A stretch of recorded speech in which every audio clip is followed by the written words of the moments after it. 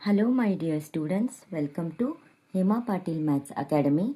ಇವತ್ತು 10ನೇ ತರಗತಿ ಗಣಿತ ಭಾಗ 1 ಘಟಕ 3 2 ಚರಾಕ್ಷರಗಳಿರುವ ರೇಖಾತ್ಮಕ ಸಮೀಕರಣಗಳ ಜೋಡಿಗಳಲ್ಲಿ ಅಭ್ಯಾಸ 3.1ನಲ್ಲಿ ಮೇನ್ ಕ್ವಶನ್ 3ನೇ ಕ್ವಶನ್ನಲ್ಲಿ 5 ಉಪ ಪ್ರಶ್ನೆಗಳದಾವ. ಅವನನ್ನು ಇವತ್ತು ಬಿಡಿಸೇ ತೋರಿಸ್ತೇನೆ.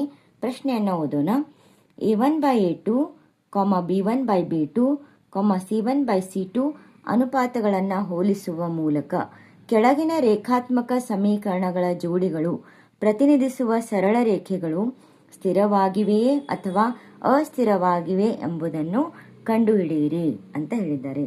ಅಂದ್ರೆ ಈ ಒಂದು ಪ್ರಶ್ನೆಯಲ್ಲಿ ನಮಗೇನು ಕೇಳಿದ್ದಾರೆ ಅಂದ್ರೆ, ರೇಖಾತ್ಮಕ ಸಮೀಕರಣಗಳ ಜೋಡಿಗಳು ಸರಳ ರೇಖೆಗಳು ಸ್ಥಿರವಾಗಿವೆಯೋ ಅಥವಾ ಅಸ್ಥಿರವಾಗಿವೆ ಅಂತ ಕಂಡುಹಿಡಿಬೇಕಾದ್ರೆ ನಾವಿಲ್ಲಿ ಫಸ್ಟ್ ಗುಣಗಳನ್ನು ನೆನ್ಪಿಟ್ಕೊಂಡಾಗ ಅಷ್ಟೇ ನಾವು ಈ ಲೆಕ್ಕವನ್ನು ಮಾಡ್ಬೋದು. ಗುಣವನ್ನು ನೋಡೋಣ. a1x plus b1y plus c1 is equal to 0, a2x plus b2y plus c2 is equal to 0. ಇದು ರೇಖಾತ್ಮಕ ಸಮೀಕರಣ ಜೋಡಿಗಳ ಒಂದು ಸಾಮಾನ್ಯ ರೂಪ. ಮೊದಲನೇದಾಗಿ ಸ್ಥಿರ ಜೋಡಿ ಅಂತ ನಾವು ಯಾವಾಗ ಕರಿತೇವೆ ಅಂತಂದರೆ, ಸ್ಥಿರ ಜೋಡಿ ಅಂತ ಹೇಳಿ ಈಗ ನಾವು ನಕ್ಷೆಯನ್ನು ಬಿಡಿಸುವಾಗ ಎರಡು ರೇಖಾತ್ಮಕ ಸಮೀಕರಣಗಳ ಸರಳ ರೇಖೆಗಳು ಒಂದೇ ಬಿಂದುವಿನಲ್ಲಿ ಛೇದಿಸಿದ್ರೆ ಅದನ್ನು ನಾವು ಸ್ಥಿರ ಜೋಡಿ, a1/a2 is not equal to b1/b2 ಈ ಥರ ಒಂದು ಅನುಪಾತ ನಮಗೆ ಬಂದರೆ ಅವುಗಳನ್ನು ನಾವು ಸ್ಥಿರ ಜೋಡಿ ಅಂತ ಕರಿತೇವೆ. ಎರಡನೇದು ಅಸ್ಥಿರ ಜೋಡಿ ಅಂತ ಯಾವಾಗ ಕರಿತೇವೆ ಅಂತಂದರೆ, ಎರಡು ಸರಳ ರೇಖೆಗಳು ಏನು ಸಮಾಂತರವಾಗಿದ್ದರೆ, ಎರಡು ಸರಳ ರೇಖೆಗಳನ್ನು ನಕ್ಷೆಯನ್ನು ಬಿಡಿಸುವಾಗ ಸಮಾಂತರವಾಗಿ ಬಂದರೆ ಮತ್ತು ಒಂದು ನಿಬಂಧನೆ ಈ ಥರ ಬಂದರೆ, ಅಂದರೆ a1/a2 is equal to b1/b2 not equal to c1/c2 ಈ ಥರ ಬಂದರೆ ಅವುಗಳನ್ನು ನಾವು ಅಸ್ಥಿರ ಜೋಡಿ ಅಂಥೇಳಿ ಕರಿತೀವಿ. ಮೂರನೇದೊಂದು ಗುಣವನ್ನು ನೋಡೋಣ. ಮೂರನೇ ಗುಣ ಅವಲಂಬಿತ ಸ್ಥಿರ ಜೋಡಿ ಯಾವಾಗ ಕರಿತೇವೆ ಅಂದರೆ, ಎರಡು ಸರಳ ರೇಖೆಗಳು ನಕ್ಷೆಯನ್ನು ರಚಿಸುವಾಗ ಒಂದರ ಮೇಲೆ ಒಂದು ಐಕ್ಯಗೊಂಡಾಗ ಅವಾಗ ನಮಗೆ ನಿಬಂಧನೆ ಏನು ಬರ್ತೈತೆ ಅಂದರೆ a1/a2 is equal to b1/b2 is equal to c1/c2. ಈ ಒಂದು ಗುಣಗಳನ್ನು ನಾವು ನೆನ್ಪಿಟ್ಕೊಂಡಾಗ ಮಾತ್ರ ಈ ಲೆಕ್ಕವನ್ನು ನಾವು ಬಿಡಿಸ್ಬೋದು. ಈಗ ಒಂದನೇ ಪ್ರಶ್ನೆ ನೋಡೋಣ. 3x plus 2y is equal to 5, 2x minus 3y is equal to 7 ಅಂತ ಎರಡು ಸಮೀಕರಣಗಳನ್ನು ಕೊಟ್ಟಾರ. ನಾವು ಮೊದಲೇ ಸಮೀಕರಣವನ್ನು a1x plus b1y plus c1 is equal to 0 ಅನ್ನೋ ಮೊದಲೇ ಸಮೀಕರಣವನ್ನು ಬರೆದುಕೊಳ್ಳೋಣ.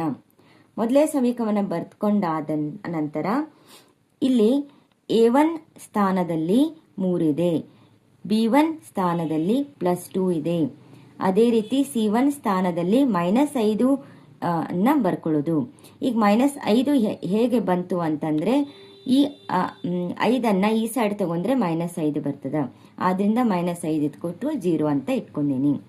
ಅದೇ ರೀತಿ a2x plus b2y plus c2 is equal to 0.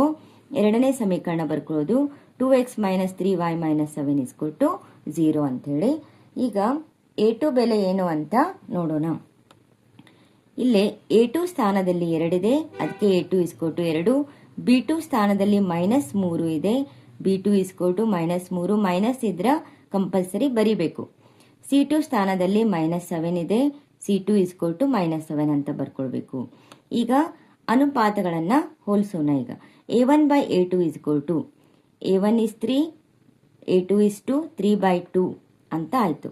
ಈಗ b1/b2 ಅನ್ನು is equal to b1 is 2, b2 is -3, 2/-3.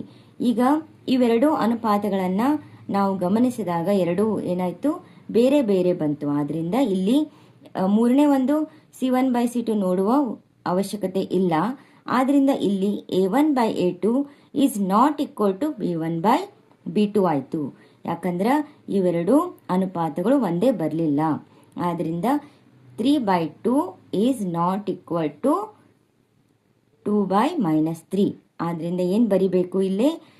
ಆದ್ದರಿಂದ ರೇಖಾತ್ಮಕ ಸಮೀಕರಣಗಳ ಜೋಡಿಗಳು ಇಲ್ಲಿ ಸ್ಥಿರವಾಗಿವೆ ಅಂತ ಹೇಗೆ ಬರಿಬೇಕು ಅಂತಂದರೆ, ಇಲ್ಲಿ ನಾವು ಈಗಾಗಲೇ ಗುಣಲಕ್ಷಣವನ್ನು ನೋಡಿದ್ವಲ್ಲ, ಗುಣವನ್ನು ನೋಡಿದ್ವಿ.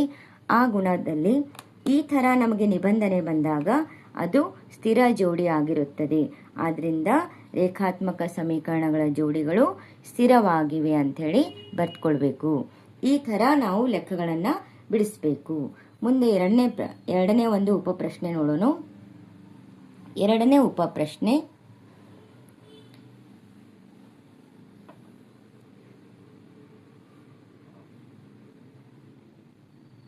ಗಮನಿಸ್ರಿ. 2x minus 3y is equal to 8, 4x minus 6y is equal to 9 ಅಂತ ಕೊಟ್ಟಿದ್ದಾರೆ. ಈಗ ನಾ ಹೆಂಗೆ ಬರ್ಕೋತೇನೆ ಅಂದರೆ 2x minus 3y, ಈ 8ಅನ್ನು ಈ ಸೈಡ್ ತೊಗೊಂಡ್ರೆ -8 ಆಯಿತು. ಈ 9ಅನ್ನು ಲೆಫ್ಟ್ ಹ್ಯಾಂಡ್ ಸೈಡ್ ತೊಗೊಂಡಾಗ -9 is equal to 0 ಆಯಿತು. ಆದ್ದರಿಂದ a1x plus b1y plus c1 is equal to 0 ಮೊದಲೇ ಸಮೀಕರಣ ಬರ್ಕೊಂಡು a1 ಅಂದರೆ 2, a1 is equal to 2, b1 ಅಂದರೆ -3, c1 ಅಂದರೆ -8 ಅಂತ ಬರ್ಕೊಳ್ಳೋದು. ಅದೇ ರೀತಿ ಇಲ್ಲೇ ಈ ಸೈಡು ಕೂಡ a2x plus b2y plus c2 is equal to 0, a2 ಸ್ಥಾನದಲ್ಲಿ 4 ಇದೆ, a2 is equal to 4, b2 is equal to -6 and c2 is equal to -9 ಅಂತ ಬರ್ಕೊಳ್ಳೋದು. ಈಗ ಅನುಪಾತವನ್ನು ನೋಡೋದು. a1 by a2 is equal to a1 is 2, a2 is 4, 2 by 4, 2 1 2 4, 1 by 2 ಬಂತು. ಈಗ b1 by b2 ಅನುಪಾತವನ್ನು ನೋಡೋಣ. b1 is -3, b2 is -6, minus plus 3 1 3 2 6, 1 by 2, ಇದು ಕೂಡ 1 by 2 ಬಂತು. ಮುಂದೆ ಕಂಟಿನ್ಯೂ ಮಾಡೋಣ. Next c1 by c2 is equal to -8 divided by -9. c1 is -8, c2 is -9. ಇದು ಬೇರೆ ಬಂತು. ಆದ್ದರಿಂದ ಇದು ಯಾವ ಒಂದು ನಿಬಂಧನೆ ಅಂತಂದರೆ ಇಲ್ಲಿ a1 by a2 ಮತ್ತು b1 by b2 ಈಕ್ವಲ್ ಆಯಿತು. ಕರೆ c1 by c2 is not equal ಬರಲಿಲ್ಲ. ಆದ್ದರಿಂದ 1 by 2 is equal to 1 by 2 is not equal to -8 -9. ಈ ಥರ ನಿಬಂಧನೆ ನಾವು ಇಲ್ಲಿ ಈ ಥರ ನಿಬಂಧನೆ ಬಂದಾಗ ನಾವು ಏನು ಅನ್ಬೇಕು ಅದನ್ನು ನೋಡ್ರಿ. ಇದನ್ನು ನಾವು ಏನಂತ ಕರಿತೇವೆ? ಇದು ಒಂದು ಅಸ್ಥಿರ ಜೋಡಿ.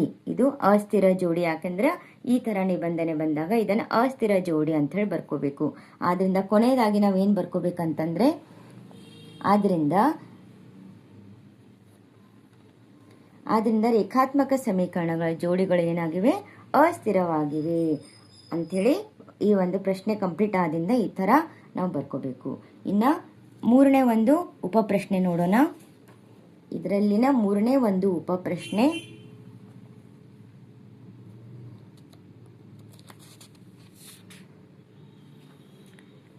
ಮೂರನೇ ಉಪಪ್ರಶ್ನೆಯನ್ನ ನೋಡೋಣ ಈಗ. ಓಕೆ, ಮೂರನೇ ಉಪಪ್ರಶ್ನೆ 3/2x plus 5/3y is equal to 7, 9x minus 10y is equal to 14 ಬಂತು. ಈ 7 ಲೆಫ್ಟ್ ಹ್ಯಾಂಡ್ ಸೈಡ್ ಬಂದಾಗ -7 ಆಗ್ತೈತಿ, 14 ಲೆಫ್ಟ್ ಹ್ಯಾಂಡ್ ಸೈಡ್ ಬಂದಾಗ -14 ಆಗ್ತೈತಿ. ಈಗ ಸಾಮಾನ್ಯ ರೂಪವನ್ನು ಬರ್ಕೊಳ್ಳೋನು. a1x plus b1y plus c1 is equal to 0, 3/2x plus 5/3y minus 7 is equal to 0. a1 ಸ್ಥಾನದಲ್ಲಿ 3/2 ಇದೆ, b1 ಸ್ಥಾನದಲ್ಲಿ ಪ್ಲಸ್ 5/3 ಇದೆ, c1 ಸ್ಥಾನದಲ್ಲಿ -7 ಇದೆ. Next a2x plus b2y plus c2 is equal to 0. ಎರಡನೇ ಸಮೀಕರಣ ಬರೆಯೋಣ. 9x minus 10y minus 14 is equal to 0. a2 ಸ್ಥಾನದಲ್ಲಿ 9, b2 ಸ್ಥಾನದಲ್ಲಿ -10, c2 ಸ್ಥಾನದಲ್ಲಿ -14. ಈಗ ಇವು ಅನುಪಾತವನ್ನು ಚೆಕ್ ಮಾಡೋಣ. a1 by a2 ಅಂತ ಬರ್ಕೊಳ್ಳೋದು. a1 ಅಂದರೆ 3/2 ಡಿವೈಡೆಡ್ ಬೈ a2 is 9. 3/2 ಅನ್ನು ಬರ್ಕೊಂಡು ಇದು 9 ನಾನು ಮೇಲೆ ತಗೊಂಡು ಹೋದರೆ ಅದು 1/9 ಅಂತ ಆಗ್ತದೆ. ಗುಂಡ್ಲೆ 1/9 ಆಗ್ತದೆ. ಆದ್ದರಿಂದ 3 1 3 3 ಅಂದರೆ 1/2 ಇಂಟು 1/3.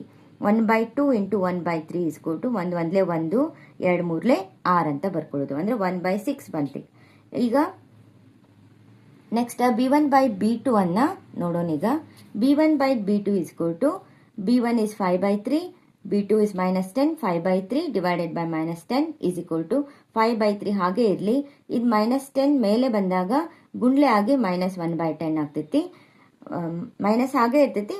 1/10 ಅಂತ ಬರ್ಕೋಬೇಕು. 5 1 5 2 1/3 ಇಂಟು ಮೈನಸ್ 1/2 ಇದು ಉತ್ತರ ಕಂಡುಹಿಡಿದ್ರೆ ಮೈನಸ್ 3/6 ಮೈನಸ್ 1/6 ಎರಡೂ ಉತ್ತರ ಒಂದೇ ಬರಲಿಲ್ಲ. ಒಂದು ಪ್ಲಸ್ ಬಂತು, ಒಂದು ಮೈನಸ್ ಬಂತು. ಆದ್ರಿಂದ ಇಲ್ಲಿಗೆ ಸ್ಟಾಪ್ ಮಾಡಿ ಇಲ್ಲಿ a1/a2 is not equal to b1/b2 ಅಂತ ಬರ್ಕೊಂಡಾಗ ಈ ಥರ ನಮಗೆ ನಿಬಂಧನೆ ಸಿಕ್ಕಾಗ ಅದು ಆದ್ದರಿಂದ ರೇಖಾತ್ಮಕ ಸಮೀಕರಣಗಳ ಜೋಡಿಗಳು ಏನಾಗಿದ್ದಾವೆ, ಇವು ಸ್ಥಿರವಾಗಿವೆ ಅಂಥೇಳಿ ನಾವು ಈಗಾಗಲೇ ನಾವು ಗುಣಲಕ್ಷಣವನ್ನು ನೋಡಿದ್ವಿ. ಈ ಥರ ಒಂದು ನಿಬಂಧನೆ ಬಂದಾಗ ಇದು ಸ್ಥಿರ ಜೋಡಿ ಅಂದ್ರೆ ಒಂದೇ ಪರಿಹಾರ ಇರ್ತದೆ ಮತ್ತು ರೇಖೆಗಳು ಛೇದಿಸುತ್ತವೆ ಅಂಥೇಳಿ. ಇನ್ನು ಇದರಲ್ಲೇ 4ನೇ ಉಪಪ್ರಶ್ನೆಯನ್ನು ನೋಡೋಣ. 4ನೇ ಒಂದು ಉಪಪ್ರಶ್ನೆ, 5x minus 3y is equal to 11 minus 10x plus 6y is equal to minus 22. ಪರಿಹಾರ a1x ಅಂತ ಬರ್ಕೋಬೇಕು, ಇಲ್ಲಿ a2x ಅಂತ ಹೇಳಿ ಬರ್ಕೊಂಡು ಎರಡೂ ಸಮೀಕರಣಗಳನ್ನು ಬರೆದು a1 ಸ್ಥಾನದಲ್ಲಿ 5, b1 ಸ್ಥಾನದಲ್ಲಿ -3, c1 ಸ್ಥಾನದಲ್ಲಿ -11. ಅದೇ ರೀತಿ a2 ಸ್ಥಾನದಲ್ಲಿ -10, b2 ಸ್ಥಾನದಲ್ಲಿ +6, c2 ಸ್ಥಾನದಲ್ಲಿ 22. ಈಗ ಅನುಪಾತಗಳನ್ನು ಚೆಕ್ ಮಾಡೋಣ. a1/a2 is equal to a1 is 5 divided by a2 is -10 ಬರ್ಕೊಳ್ಳೋದು. 5 1 5 2 10 1/-2 ಬಂತು. ಈಗ b1/b2 ಚೆಕ್ ಮಾಡೋಣ. b1 is -3, b2 is +6, -3/6 3 1 3 2 6 -1/2 ಬಂತು. ಇದು ಕೂಡ ಮುಂದೆ ಕಂಟಿನ್ಯೂ ಮಾಡೋದು. c1/c2 ಎರಡು ಉತ್ತರ ಸೇಮ್ ಬಂದಾಗ ಮುಂದೆ ಕಂಟಿನ್ಯೂ ಮಾಡೋದು. c1/c2 is equal to -11 divided by +22 11 1 11 2 22 -1/2 ಮೂರು ಏನು ಬಂತು ನಮ್ಗೆ ಈಕ್ವಲ್ ಬಂತು, -1/2 ಬಂತು. ಆದ್ರಿಂದ ನಾವು ಇಲ್ಲಿ ಏನು ಬರ್ಕೋಬೇಕು, ಇಲ್ಲಿ a1/a2 is equal to b1/b2 is equal to c1/c2 -1/2 equal ಆಗಿ ಬರ್ಕೊಂಡು. ಆದ್ರಿಂದ ಈ ಥರ ನಮಗೆ ನಿಬಂಧನೆ ಸಿಕ್ಕಾಗ ಅಂದ್ರೆ ಮೂರು ಈಕ್ವಲ್ ಇದ್ದಾಗ ಆಯ್ಕೆಗೊಂಡಿರುವ ರೇಖೆಗಳು ಅಪರಿಮಿತ ಪರಿಹಾರ ಮತ್ತು ಅವಲಂಬಿತ ಸ್ಥಿರ ಜೋಡಿ ಅಂಥೇಳಿ ಇದನ್ನ ಈ ಥರ ಬರಿಬೇಕು. ಆದ್ದರಿಂದ ಇಲ್ಲಿ ರೇಖಾತ್ಮಕ ಸಮೀಕರಣಗಳ ಜೋಡಿಗಳು ಇಲ್ಲಿ ಸ್ಥಿರ ಜೋಡಿ ಅಂತನೂ ಇದು ಕೂಡ ಸ್ಥಿರ ಜೋಡಿ, ಅವಲಂಬಿತ ಸ್ಥಿರ ಜೋಡಿ ಅಂತನೂ ಕೂಡ ಬರ್ಕೊಳ್ಬಹುದು. ಈಗ ಕೊನೆಯ ಪ್ರಶ್ನೆಗೆ ನೋಡೋಣ. 5ನೇ ಒಂದು ಉಪಪ್ರಶ್ನೆ ನೋಡೋಣ.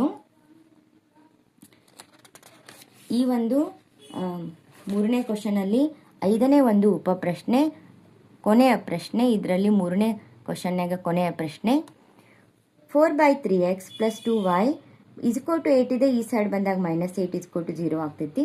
2x plus 3y is equal to 12 ಇದ್ದದನ್ನ ಈ ಸೈಡ್ ತಗೊಂಡ್ರೆ -12 is equal to 0 ಅಂತ. ಇಲ್ಲಿ a1x plus b1y plus c1 is equal to 0, a2x plus b2y plus c2 is equal to 0 ಬರ್ಕೊಂಡು ಎರಡೂ ಸಮೀಕರಣಗಳನ್ನು ಬರ್ಕೊಳ್ಬೇಕು. a1 ಸ್ಥಾನದಲ್ಲಿ 4/3 ಇದೆ, b1 ಸ್ಥಾನದಲ್ಲಿ 2, c1 ಸ್ಥಾನದಲ್ಲಿ -8. ಅದೇ ರೀತಿ a2 ಸ್ಥಾನದಲ್ಲಿ 2, b2 ಸ್ಥಾನದಲ್ಲಿ 3 ಮತ್ತು c2 ಸ್ಥಾನದಲ್ಲಿ ಮೈನಸ್ ಇದ್ರೆ ಮೈನಸ್ ಕಂಪಲ್ಸರಿ ಬರ್ಕೋಬೇಕು, -12. ಈಗ a1/a2 ಚೆಕ್ ಮಾಡೋಣ. a1 is 4/3 divided by a2 is 2. 4/3 ಹಾಗೆ ಬರ್ಕೊಂಡು ಗುಂಡ್ಲೆ ಹಾಕಿ ಇದು 2 ಮೇಲೆ ಹೋದಾಗ 1/2 ಆಗ್ತದ. ಆದ್ರಿಂದ 2 1 2 2 2/3 ಆಯ್ತು. 2/3 ಆಯ್ತು. Next b1/b2 is equal to 2/3 2/3. c1/c2 check ಮಾಡೋಣ. ಯಾಕಂದ್ರೆ ಎರಡು ಉತ್ತರ ಸೇಮ್ ಬಂತು. c1/c2 is equal to c1 is -8, c2 is -12, -8 divided by -12 minus plus 4 2 8 4 3 4ರ ಮಗ್ಗೆಯಲ್ಲಿ ಕಡ್ತಾ ಹೊಡೆದು ಇದು 2/3 ಬಂತು. ಇಲ್ಲಿ ಮೂರು ಒಂದು ಅನುಪಾತಗಳ ಏನು ಬಂದು ಸಮ ಬಂದು ನನಗೆ. a1/a2 is equal to b1/b2 is equal to c1/c2 ಎಲ್ಲನೂ 2/3 ಈಕ್ವಲ್ ಆಗಿ ಬರ್ಕೊಂಡಾಗ ಇಲ್ಲಿ ನಮಗೆ ಯಾವ ಗುಣಲಕ್ಷಣಪ್ಪ ಇದು ಅಂತ ಚೆಕ್ ಮಾಡಿದಾಗ ಇಲ್ಲೇ ಮೂರು ಈಕ್ವಲ್ ಬಂದಾಗ ಅವಲಂಬಿತ ಸ್ಥಿರ ಜೋಡಿ ಅಂಥೇಳಿ ಲಾಸ್ಟಿಗೆ ಬರ್ಕೊಂಡು ಅಥವಾ ಸ್ಥಿರ ಜೋಡಿ ಅಂತ ಬರೆದ್ರೂ ನಡೀತದ. ಆದ್ರಿಂದ ರೇಖಾತ್ಮಕ ಸಮೀಕರಣಗಳ ಜೋಡಿಗಳು ಇಲ್ಲಿ ಏನಾಗವು ಸ್ಥಿರವಾಗಿವೆ. ಈ ಥರ ನಾವು ಲೆಕ್ಕಗಳನ್ನ ಮಾಡಿ ಇದು ಸ್ಥಿರವಾಗಿವೋ ಅಥವಾ ಅಸ್ಥಿರವಾಗಿವೋ ಅಂಥೇಳಿ ನಾವು ಈ 5 ಲೆಕ್ಕಗಳನ್ನು ನಾನು ಬಿಡಿಸಿ ತೋರಿಸಿದ್ದೇನೆ. ಮುಂದಿನ ವಿಡಿಯೋಕ್ಕೆ ಭೇಟಿಯಾಗೋಣ. ಧನ್ಯವಾದಗಳು.